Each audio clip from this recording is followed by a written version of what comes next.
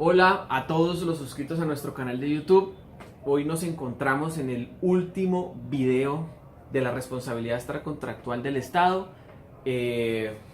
Finalizaremos este video ya refiriéndonos también a la posibilidad que tiene el Estado de generar defensa. Es decir, no siempre podemos hablar de la responsabilidad del Estado como si en todos los eventos o en todos los casos el Estado fuera inescindiblemente responsable en todos los casos, es decir, que sin lugar a citación el Estado siempre respondería. No es así. Existen en el marco del derecho administrativo, más en el derecho de daños y en este caso en la responsabilidad del Estado, unas causales o digamos elementos de exclusión o de exoneración de responsabilidad del Estado. Es decir, cuando el Estado se es demandado tiene la posibilidad de defenderse también, de presentar sus pruebas, de contradecir los hechos, de presentar excepciones y por supuesto estructurar su defensa. La defensa siempre la podrá sustentar básicamente en las causales de exoneración que ha decantado ya la jurisprudencia y que desde luego existen de tiempo atrás. La primera, o más bien, lo que en primera medida genera la exoneración o la causal de exoneración del Estado es el rompimiento del nexo causal entre el hecho y el daño. Es decir, lo que busca cualquiera de las causales que exponga, bien unas o todas, de exoneración que exponga el Estado, es siempre que se rompa el nexo causal entre el hecho y el daño. Recordarán ustedes que en uno de los videos que hicimos frente a este régimen de responsabilidad extracontractual, dijimos que el nexo causal es un elemento importante de la responsabilidad. Lo que buscan entonces estos es desconectarlos y al, digamos, separar el hecho y el daño, pues ya de inmediato se genera una irresponsabilidad por parte del Estado. Ahora también hay casos en los cuales ese rompimiento del nexo causal es parcialmente destruido por el demandado o por el Estado, en los casos en los cuales hay concurrencia de culpas, en los cuales hay una concausa, casos en los cuales la responsabilidad es compartida entre el demandante y el demandado, o en los casos en los cuales la responsabilidad se divide entre varios demandados. Pues en esos casos, si bien no se rompe el nexo por completo, sí se logra fraccionar en alguna medida, porque hay algún tipo de intervención o algún tipo de participación por parte del demandante en la causación del daño. Pero no siempre que se logre lacerar o lesionar el nexo causal, pues es una consecuencia indefectible que el Estado se haga irresponsable. El primer caso que tenemos es la fuerza mayor. Cuando el Estado se sustenta en la fuerza mayor para generar su defensa, está haciendo referencia a aquellos hechos que le resultaron irresistibles, aquellos hechos en los cuales resultan ajenos o externos a la actividad del Estado. Es decir, por más que el Estado hubiese tomado medidas o habiéndolas tomado inclusive frente a una determinada situación, hay una fuerza que es mayor a la capacidad que puede generar el Estado de respuesta, ¿sí? o a la conducta que puede generar el Estado frente a un determinado hecho. Esa fuerza llega a ser superior, de manera que rompe el nexo causal porque se aparta, digamos, de las capacidades de respuesta que tiene el Estado. Al Estado no se le puede exigir tampoco que sea una especie de Dios frente a los hechos y que todo aquello que ocurra lo pueda evitar, sino que hay muchos casos en los cuales el Estado, a pesar de generar o de actuar de la manera correcta y poniendo a disposición todas sus capacidades y elementos, pues se termina o resulta en definitiva en la ejecución o sucesión de un hecho dañino. Está como segundo causal de exoneración o exclusión de responsabilidad la intervención o el hecho de un tercero. Este es el caso en el cual la conducta de una persona ajena a quienes se encuentran en disputa o a quienes en el momento del hecho son uno el causante y el otro la víctima dentro del hecho, ese tercero que entra a afectar o a cortar el nexo causal en la ocurrencia. Allí es donde, por ejemplo, en los casos de atentados terroristas, que si bien se van por régimen del riesgo excepcional, dentro de los varios conceptos que ya hay de tiempo atrás, no hace muchos años, pero unas sentencias muy recientes del Consejo de Estado, donde divide los riesgos y habla del riesgo alea, del riesgo peligro, etc.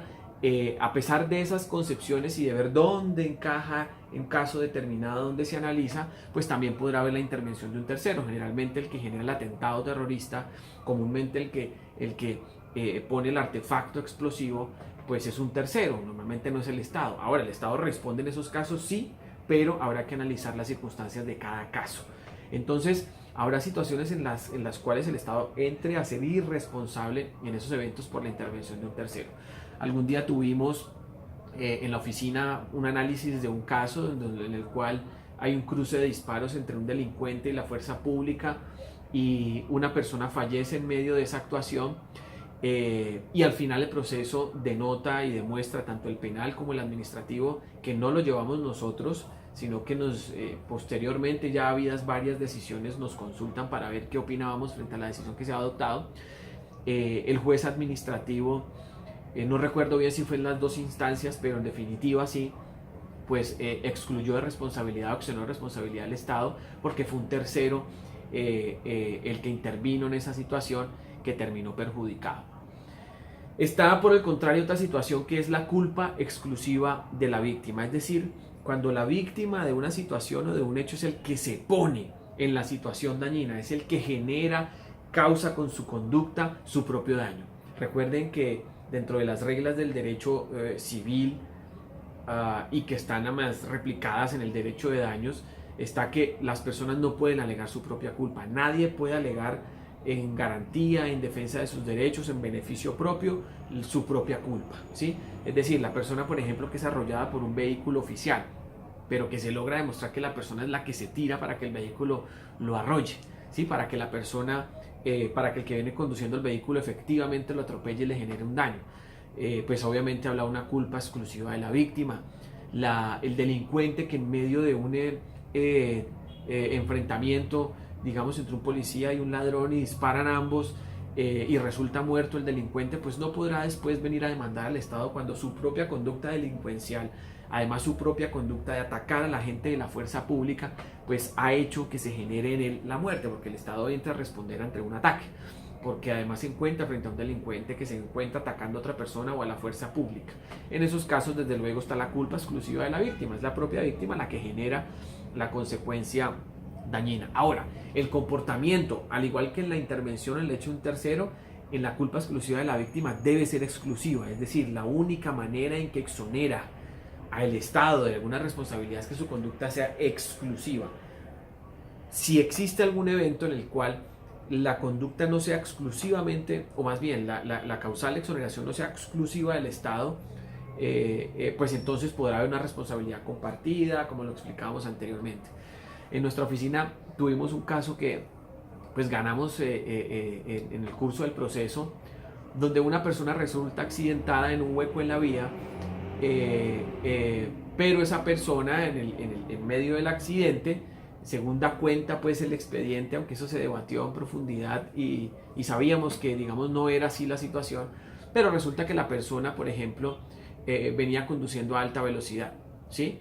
Venía en la época en que no se podían utilizar con libertad los carriles exclusivos por los motociclistas, pues venía por un carril que no le correspondía, y digamos que si bien el generador del daño o de la situación perjudicial es el hueco que está en la vía, también hay una parte en la conducta del motociclista que genera pues que esa persona resulte accidentada. El hecho de la alta velocidad, de superar los límites mínimos de velocidad, el hecho de haber cruzado o estar en un carril al que no le correspondía, por el cual debía transitar, y resulta accidentado, pues si bien el Estado también es responsable, el demandante también tiene una carga de responsabilidad. Eso es lo que se suele llamar una concausa o unas culpas compartidas, bueno, diferentes denominaciones que tiene esa situación.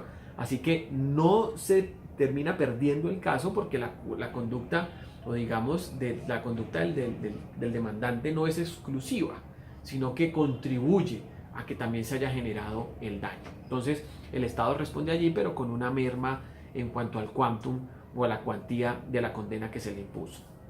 Y finalmente existe o está la inexistencia de un daño. Yo a mis estudiantes de derecho frecuentemente les digo, la importancia del derecho de daños o de la responsabilidad extracontractual estriba no solo en que usted tenga unos hechos muy bien elaborados y que para ustedes, bajo su perspectiva subjetiva, pueda existir un hecho, sino que lo que tiene que haber en consecuencia es un daño. Si no hay un daño, no tiene sentido presentar pues una demanda de responsabilidad extracontractual cuando en definitiva no se logra demostrar ningún tipo de daño. Entonces, todas las modalidades del daño que vimos en otro video. Es decir, para que haya una reparación del daño es necesario después que exista un daño antijurídico, que exista un daño que yo le pueda llevar al juez y decirle, mire señor juez, hay un hecho, hay un daño, en consecuencia yo solicito la reparación. Pero usted no se puede pretender ir con un hecho respecto del cual no existe ninguna consecuencia dañina, o que si existe, esa consecuencia dañina es completamente legal. El caso de impuestos, por ejemplo, que mencionamos en otro video con antelación. Entonces, necesariamente para que haya reparación, tiene que haber daño. Estas son, en la teoría y también que se llevan a la práctica, las causales de exoneración o de exclusión de responsabilidad del Estado. Espero que con este video les haya quedado claro cuáles son los regímenes, sus características y que les sirva pues para algún caso o algún evento que tengan esta naturaleza. Nos vemos en un próximo video.